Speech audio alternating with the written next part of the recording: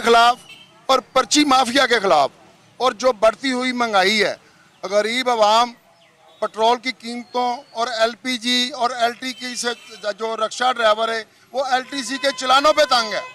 एक जुर्म की 3 सजाएं नहीं होती। हमने बहुत बार प्रोग्राम में कहा है, वजीर आजम को भी कहा है, वजीर आला को भी कहा है। हमारी उस्मान गुलजार से रिक्वेस्ट है कि एलटीसी को चलानों से रोका जाए और महंगाई पे कंट्रोल किया जाए। कारोबार तो पहले ही नहीं है, कोरोना ने सिर उठाया हुआ है, गरीब का चूल्हा बंद है, स्कूल बंद हैं, अड्डे बंद हैं। तो इसलिए आज हमें मजबूरन सड़कों पे निकलना पड़ा है, क्योंकि जब भी कोई मसला हुआ है अवामी रक्षा यूनियन सड़कों पे नहीं। ये पर्ची माफिया क्या चीज़ है जिसका आप जिक्र कर रहे हैं? पर्ची माफिया ये है कि ये हॉस्पिटलों में जो पर्ची है वो दाखिली पर्ची तो नहीं होती। पार्किंग पर्ची को हम मानते हैं कि रक्षा पार्किंग करे, पर्ची ले और पैसे दे, लेकिन दाखिला जो है ना कि आप हॉस्पिटल में मरीज लेके गए हैं तो लेके 30 रुपए में हॉस्पिटल में, हर हॉस्पिटल में 30 रुपए, 20 रुपए, 40 रुपए पर्ची है कि एक रक्षे वाला हॉस्पिटल में सवारी लेके गया है, उससे 30 रुपए लिए जाते हैं सवारी छोड़ने के। हम कहते हैं कि पार्किंग करे, वो पर्ची ले, हम इस पे एग्री हैं। स्टेशन पे भी ऐसे ही है, वहाँ पे 20 रुपए पर्ची है, जितनी देर आप खड़े रहेंगे 1 घंटे के हिसाब से वो भी पैसे लेते हैं। ये बदमाशी है, ये सरासर ये वो माफिया है जिसको पाकिस्तानी गवर्नमेंट कोई भी कंट्रोल नहीं कर सकी। हमारा वजीर आजम से एक ही मुतालबा है कि खान साहब आपने बड़े वादे किए थे, कोई वादा पूरा नहीं किया, महंगाई आप नहीं कम कर सके, एलपीजी की कीमतें आप कम नहीं कर सके। इससे तो पुरानी गवर्नमेंट भी कोई कंट्रोल कर लेती थी, रेट कम हो जाते थे। देखें एलपीजी 170 रुपए बिक रही है, कौन जिम्मेदार है? हम किसको कहेंगे? हम तो गवर्नमेंट को ही कहेंगे। जब भी महंगाई हुई है अवामी रक्षा यूनियन ने महंगाई के खिलाफ प्रोग्राम किया है, बदमाशों के खिलाफ, माफिया के खिलाफ प्रोग्राम किया है। हमारी खान साहब से, उस्मान गुलजार से, उस्मान गुलजार साहब से, ठीक है गुलजार साहब से, लेकिन आप लोग सारे यहाँ पे मौजूद हैं। महंगाई खान साहब कहते हैं कंट्रोल कर लेंगे, और अब सुनते हुए ना ये इतने अरसा हो गया है कि हम ये सुन रहे हैं आज कम हो जाएगा, बजाय कम होने के रात को उठो, सुबह उठो, वो 10 रुपए बड़ी होती चीज़। हम खुद परेशान हो गए हैं, हम अपने बच्चों का कैसा पेट पालें ये बता दे बस। वजीर आजम ये बता दे, ये हम गरीब बंदा कैसे पेट पाले? नहीं, एक टाइम की रोटी हम पहले कहते थे 40 रुपए पे, 40 रुपए में एक रोटी एक टाइम की खाते थे, आज 130 रुपए की रोटी खाते एक टाइम की। कहाँ जाएं बताएं हमें? हमारा बच्चे कहाँ जाए, भूखे मर जाए? जहाँ पर हम दूध 180 रुपए लेके जाते 70 रुपए, आज 110 20 रुपए पे बिक रहा है। खुदा का वास्ता है, हमारी यही मुतालबा है वजीर आजम साहब से कि कोई रहम करें हमारे, बस कर दें। इसमें जो है मुझे एक बात बताइए, वो कह रहे हैं इतना महंगा हो गया, आप क्या करें? हम वो कहते हैं आलमी मंडी में महंगा हो गया है, तो अब यहाँ पर तो महंगा होगा ही ना। इसके नतीजे में तो एक रुपए बढ़ता है और यहाँ पर 10 रुपए 5 रुपए बढ़ाते हैं। जब सस्ता करते हैं तो 1 रुपया 25 पैसे, 1 रुपया 75 पैसे, इससे कम सस्ता ही नहीं होता। हफ्ते बाद फिर 5 रुपए बढ़ा देते हैं। हमारा तो वजीर आजम से एक ही मुतालबा है कि खान साहब एक्शन ना लें, काम करें। जब आप एक्शन लेंगे तो काम नहीं होगा, एक्शन लेने से काम नहीं होते, काम करने से काम होता है। ये एक्शन लेते हैं, हर चीज महंगी। अच्छा मुझे एक बात बताएं, आप लोग कह रहे हैं जी ये पर्ची माफिया है, तो क्या पार्किंग की फीस नहीं होनी चाहिए यहाँ पर? पार्किंग की फीस नहीं हो, पार्किंग की फीस होनी चाहिए, लेकिन हॉस्पिटलों में दाखिला फीस नहीं होनी चाहिए।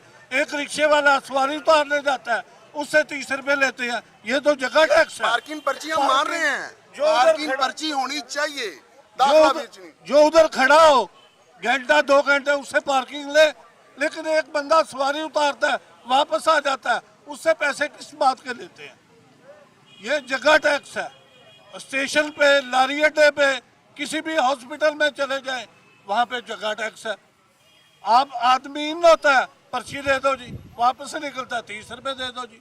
अच्छा इससे पहले वो सिस्टम ठीक था जब अस्पतालों में फ्री थी पार्किंग, फ्री आना जाना जो था वो ठीक था, वो ठीक था। हाँ जी, पार्किंग पर्ची थी पहले भी, लेकिन एंट्री फीस नहीं थी, एंट्री की फीस नहीं थी। अब एंटर होते ही पहले जो है पहले वसूल कर 30 रुपए लेते हैं, फिर एंट्री होते देते हैं, बाद में कहते हैं जी ना दो तो वो हमें मारते हैं पकड़ के, रक्षा बंद कर देते हैं हमारा। मेरा 1 घंटा रक्षा सर्विस हॉस्पिटल में बंद रहा है, 1 घंटा रक्षा, इसी वजह से कि मैंने फीस नहीं देनी। 30 रुपए मुझसे मांग रहे थे, वो कहाँ जाए? 30 रुपए हमने उसको दे दिए, 120 रुपए की सवारी लेके गया, 30 मैंने उसे दे दी, क्या बचा? मैं क्या लेके जाऊंगा बच्चों को?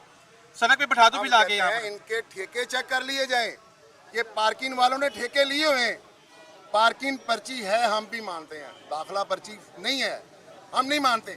एलटीसी रक्षा एलटीसी के रूल में है ही नहीं, तो वो रक्षे का 500-500 का 1000 रुपए का चलान करते हैं, कहाँ से पूरे करेगा रक्षा ड्राइवर? सारी तनख्वाहें और इनके खर्चे रक्षे वाले ने पूरे करने ने।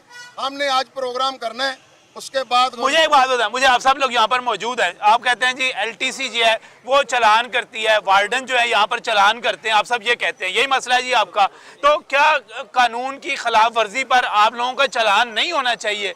नहीं भाईजान, अगर हम लोग वायलेशन करते हैं, वायलेशन पे चलान करें, सही है। एक वायलेशन है ही नहीं है, उस पे किस चीज का चलान है?